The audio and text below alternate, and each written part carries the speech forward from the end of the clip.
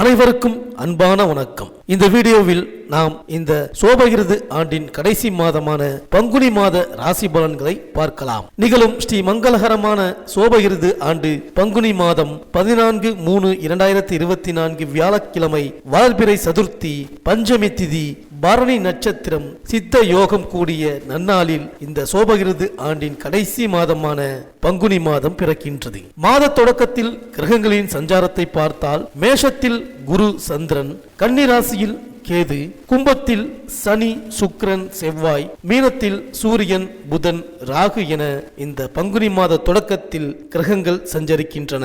இந்த பங்குனி மாதத்தில் சூரியன் மீனராசியில் பயணம் செய்வதால் மீன மாதம் அல்லது மச்ச மாதம் என்று அழைக்கப்படுகின்றது. இந்த மாதத்தில் தெய்வங்களின் திருமணங்கள் நடைபெறுகின்றது. மேலும் மனிதர்களின் திருமணங்களும் நடைபெறுகின்றன.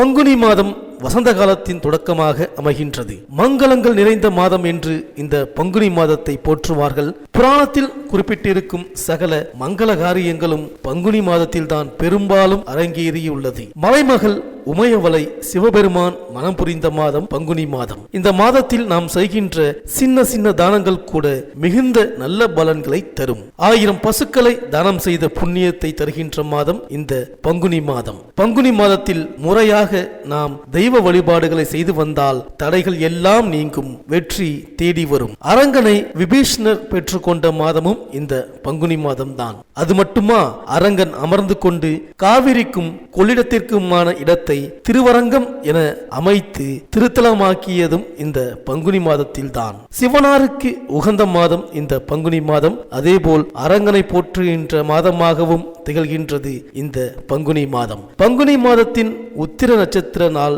மிகவும் விசேஷமானது. இந்த நாளில்தான் முருகப்பெருமானை விரதமிருந்து தரிசிப்பார்கள். அதேபோல் காவடி எடுத்தும் பால்குடம் எடுத்தும் எண்ணற்ற பக்தர்கள் வழிபடுவார்கள். பங்குனி மாத உத்திர நட்சத்திர நாளில் விரதமிருந்து முருக கடவுளை தரிசித்தால் விரைவில் திருமண பாக்கியம் கைகூடும் என்பது பக்தர்களின் நம்பிக்கை. அதேபோல் பங்குனி மாதத்தில் தேய்பிறையில் வரும் ஏகாதேசியை விஜயா ஏகாதேசி என்பார்கள்.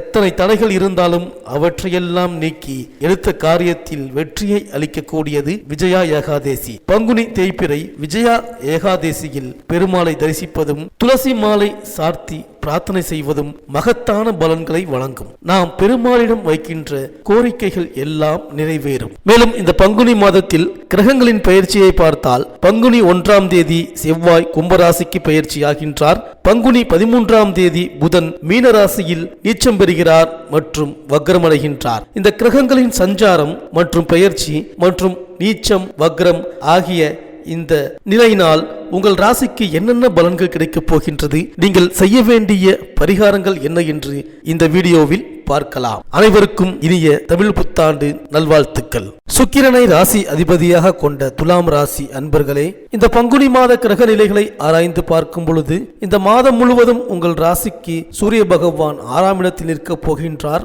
இதனால் நீங்கள் இறங்குகின்ற விஷயங்களில் இடர்பாடு ஏற்படாமல் நேர்த்தியாக முடித்து கொடுக்கும். சுகபந்தியஸ்தானாதிபதியான சனி பகவான் 5ஆம் இடத்தில் ஆட்சி பெற்று நிற்கிறார். இதனால் பல மாற்றங்கள் உங்கள் வாழ்வில் உண்டாக போகின்றது. குரு பகவான் உங்கள் ராசிக்கு 7ஆம் இடத்தில் இருப்பது விசேஷ அதிர்ஷ்டமான அமைப்பு. ராசிநாதனும் வலிமையான அமைப்பில் வலம் வருகின்றார்.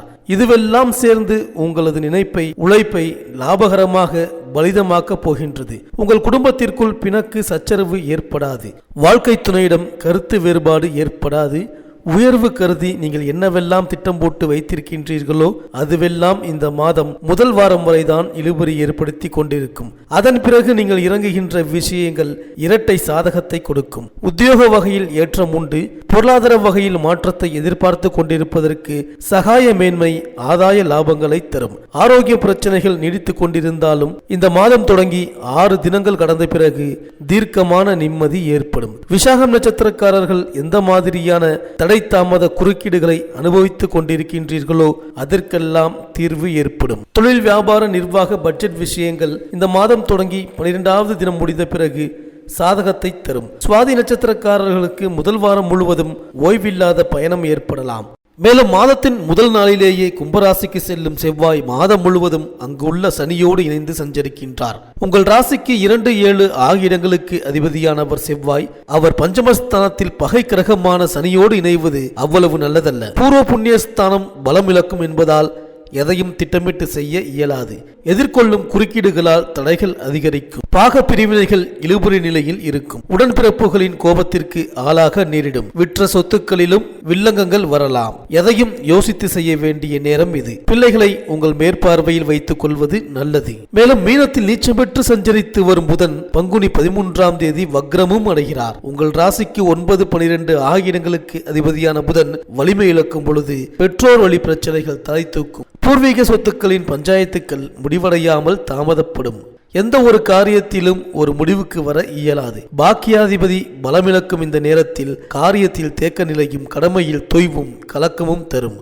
இருப்பினும் விரையாதிபதியாகவும் புதன் விளங்குவதால் விரயத்திற்கு ஏற்ற வரவும் உண்டு. எந்த வேலையையும் ஒரு முறைக்கு 2 முறை செய்யக்கூடிய சூழ்நிலை அமைந்தாலும் முடிவில் வெற்றி கிடைக்கும். மேலும் உங்கள் ராசிக்கு 6ஆம் இடத்தில் இந்த மாதம் முழுவதும் சூரியன் ராகு சேர்க்கை பெற்றிருக்கின்றார்கள். லாபாதிபதியான சூரியன் 6இல் ராகுவுடன் சஞ்சரிக்கும் பொழுது கடன் சுமையின் காரணமாக மனக்கவலை ஏற்படும். ஒரு கடனை அடைக்க மற்றொரு கடன் வாங்கும் சூழ்நிலை உருவாகும். எதிரிகள் பலம் மேலோங்கும். நீங்கள் எதை சொன்னாலும் அதை மற்றவர்கள் ஏற்றுக்கொள்ள மறுப்பார்கள். மாற்று கருத்து உடையோரின் எண்ணிக்கை அதிகரிக்கும். உத்தியோகத்தில் உடன் பணிபுரிபவர்களின் ஒத்துழைப்பு குறையும். உங்களிடம் ஒப்படைக்கப்பட்ட பொறுப்புகளை மற்றவர்களிடம் ஒப்படைக்க வேண்டாம். தசாபுக்திக்கு ஏற்ற வழிபாடு தடைகளை அகற்றும். மேலும் பங்குனி 19ஆம் தேதி சுக்கிரன் தன்னுடைய உச்ச வீடான மீனராசிக்கு செல்கிறார். அங்கு புதனோடு சேர்ந்து புத சுக்கிர யோகத்தை உருவாக்குகிறார். உங்கள் ராசிநாதனாக விளங்கும் சுக்கிரன் உச்சம் பெறுவது உன்னதமான வாழ்வை அமைத்துக் கொடுக்கும். ஆரோக்கியம் சீராகி ஆனந்தப்படுத்தும். அடுத்தவர் நலன் கருதி எடுத்த முயற்சிகளில் வெற்றி கிடைக்கும். பயணங்கள் பலன் தரும். நல்ல நிறுவனங்களில் பணிபுரிய வெளிநாட்டிலிருந்து அழைப்புகள் வரலாம். குடும்பத்தில் உள்ளவர்களின் உணர்வுகளை புரிந்து கொண்டு செயல்படுவீர்கள். உத்தியோகத்தை பொறுத்தவரை நீங்கள் கேட்ட சலுகைகளை உயர் அதிகாரிகள் செய்து கொடுப்பார்கள். நீங்கள் நினைத்த இடத்திற்கு கூட மாறுதல் கிடைக்கலாம். பொது வாழ்வில் உள்ளவர்களுக்கு நீங்கள் தீட்டிய திட்டங்கள் நிறைவேறும். மக்கள் செல்வாக்கு அதிகரிக்கும். வியாபாரம் தொழில் செய்பவர்களுக்கு வேலையாட்களால் வந்த பிரச்சனை அகலும். கணிசமான தொகை கைகளில் புரளும். உத்தியோகத்தில் உள்ளவர்களுக்கு மாதத்தின் பிற்பாதியில் மகிழ்ச்சி அதிகரிக்கும். கலைஞர்களுக்கு நினைத்தது நிறைவேறும். கடுமையான முயற்சிகளில் உள்ளவர்களுக்கு அதிர்ஷ்டமான மாதம் இந்த மாதம். கணவன் மனைவிக்குள் ஒற்றுமை பலப்படும். வேலைக்கு விண்ணப்பித்த பெண்களுக்கு வேலை வாய்ப்பு தேடி வரும். வாழ்க்கை துணை ரீதியாக கடுமைகள் அனைத்திற்கும் தீர்வு உண்டாகும். மாணவ மாணவிகளுக்கு உயர்கல்வி சார்பாக நீடித்து வருகின்ற குழப்பங்களுக்கு தீர்வு காத்திருக்கின்றது. விவசாயிகளுக்கு அரசாங்கத்தால் அனுகூல செய்தி லாபம் ஏற்பட போகின்றது. அரசியல்வாதிகளுக்கு நீங்கள் விருப்பப்பட்ட பதவி அதிர்ஷ்டத்தோடு இந்த மாதத்தில் கிடைக்கும். இந்த துலாம் ராசி அன்பர்களுக்கு அனுகூலமான நட்சத்திரங்கள் அனுஷம், பூராடம், திருவோணம், சதயம், உத்திரட்டாதி, பரணி, ரோகிணி, ஆயில்யம், உத்திரம். அதிர்ஷ்டமான நாட்கள் ஆங்கில தேதியில் மார்ச் 14, 15, 17, 20, 21, 23, 25, 27, 30, 31 மற்றும் ஏப்ரல் மாதம் 1, 3, 5, 8, 9, 11, 13.